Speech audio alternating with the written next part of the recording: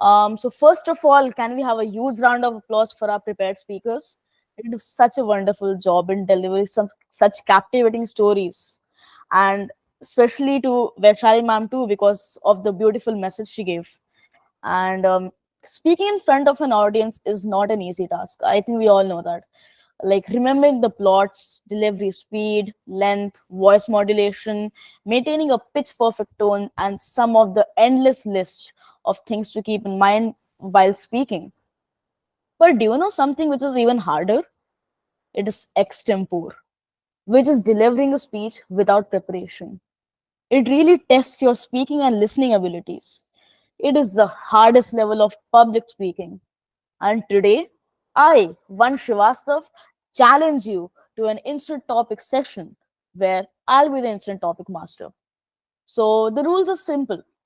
You will be given a topic, mostly based on personal experiences. And you will have to speak on that topic for at least about 1 to 2 minutes. You can have a buffer time of 20 seconds if you wish before delivering the speech to just process what the topic is about. And you may raise your hand to speak only one by one. If no one steps up to speak, I might be forced to choose randomly. And all right, so I've spoken a lot. Now it's your turn.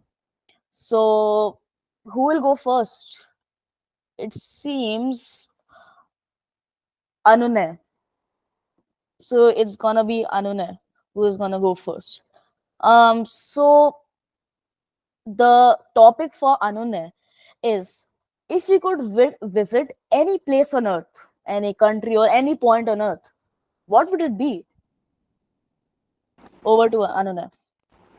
Thank you, Vansh, for the thank you, Vansh, for the opportunity. The place I want to visit anytime will be the Ram Mandir in Ayodhya in Uttar Pradesh, because I have only seen it in TV and not in real life. So I just want to see it, so I can explore it. And after some years, in 2027, when it will be fully developed, I will again go there. I will try to again go there and see everything of and every god that is sitting there. The main god will be Ramji, as everyone knows, and Sita ji can also be there. And I don't like one thing about Ram Mandir in Ayodhya, that it is not, the walls of are not painted, which is really bad. I don't like that. And the Ram Mandir looks very attractive, to say. And I think it is now the most visited religious place in the world after Makkah Medina. Thank you, everyone. Thank you, Anune, for sharing your thoughts. So, and also I appreciate the devotion you have to Lord Sri Ram, and you really have a very different style of, uh, you know, tourism, and I appreciate that. And moving moving on, the next speaker is going to be, it's gonna be Shivang. Okay, so Shivang, I have a question for you.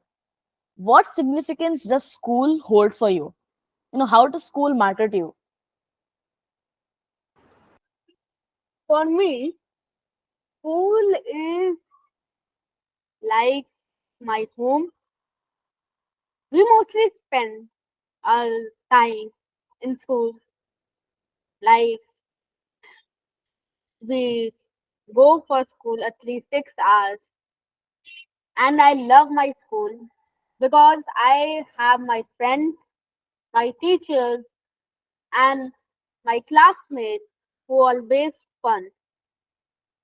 And my friends also make me laugh when I was sad.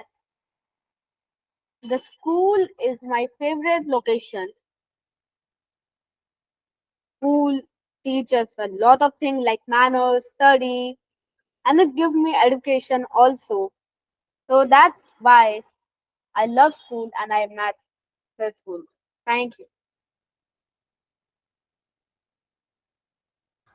Thank you, thank you, Shivang. So it seems that you really love your school, especially with your friends in it, right? So I think friendship is one of the base reason why people love school. Or else I don't think people really, I don't know, have a mood to go to school. So thank you, Shivang, for the speech. Next up, we have Ishant, and the topic for Ishant will be, um, if you were to be the ruler of Earth, the whole of Earth, how would you impact and bring positive change in our environment? What steps would you take for it? Over to you. Okay, so I have to say, if I was the ruler of the world, what changes I would do on environment or in the earth, On the environment. on the environment. Okay, so whatever I'm going to be say, it's gonna be imaginary.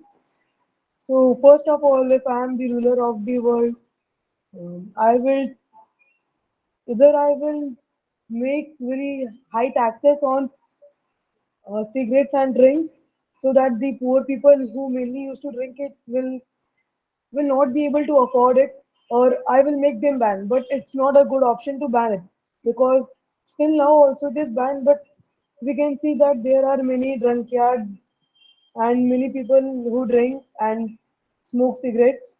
So I will mainly put taxes like up to 90%, 99%, so that no one can buy it only.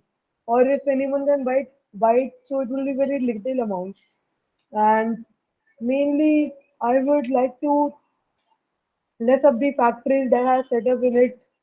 I know that factories are important for us, but because of so much factories, it's not possible for us to, like save the environment. And I would like to and I would like to put a ban on dirtying the rivers. And I will put a ban on, like, when people used to go in Ganga Ji, we see that they wash their clothes in there, they bath in there. I know that it's a holy river, but it's not good to take bath in it. You take once in a while, but not every day, or wash your clothes in it. So I will put a ban in it and put a heavy fine if anyone does it. And that's how I'm going to save the environment. Thank you. Thank you, Ishant. And I have to say, I look forward for you to being the ruler of the earth, because you really have some great ideas. So, moving on. So, no one? Okay, no one has raised their hands. So, is anyone stepping up? All right, sure. So, our next contestant is Raghav Agrawal. And the topic I'll give you is, I want you to speak, just throw some light about the selfless and unconditional love of parents. And what is the time limit? Just you have to say a speech for about 1 to 2 minutes. Parents. So I have been seeing my parents for the last 21 years of my existence. Fortunately or unfortunately, right? Uh, my conversation with my parents started around when I was 2 or 3 years old, and it has been going with them ever since. The first real memory that I had with my mom is when I refused her that I will not print Complan, and she slapped me on my face. Until then, she has been dominating whatever I want to eat, wherever I want to go. With my dad, my first conversation with my dad has been, Dad, I want to get that cycle. And he said, Raghav, you can get that cycle only if you get A in your class 5 exams. I still have not got that cycle, ladies and gentlemen. But parents have been an essential part of my life. I still remember uh, my dad telling me on the morning of my board examination results, 10th board examination results, Raghav, don't worry. If you get 50, if you get 60, if you get 70, if if you get 80, if you get 90, you are still my son. It is not going to change. Your marks are not going to change the way we look at you. Just a sneak peek, I got 95, and they did change a bit after that. But still, with my mom, she has always been that caring friend that has always been by my side. Uh, Hardest of hardest relationships that I have been through. She always knows that I am down with something. And she comes to my room and she says, "Is everything all right?" And I say, "Yes." And then she says, "Now you can speak. I know everything is not all right." And then I go, whatever is going on in my life. So parents are the most selfless creatures on earth. And sometimes I feel that it is their responsibility.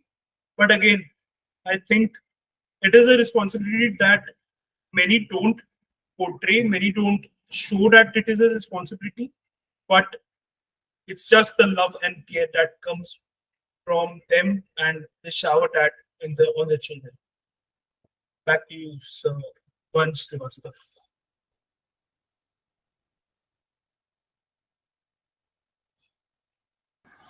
Thank you, Raghav Bhaiya, for such a good speech. And I really agree with you that parents are the most selfless creatures.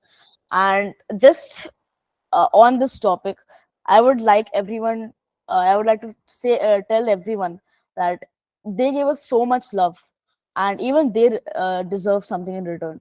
So I want you, I want each and every one of us to go today and tell them thank you for whatever they've done in our lives. Always respect them and be like make sure that they are happy in each or every day, because that really does matter to them. So thank you, Raghav, once again. And moving on, so who is stepping up next?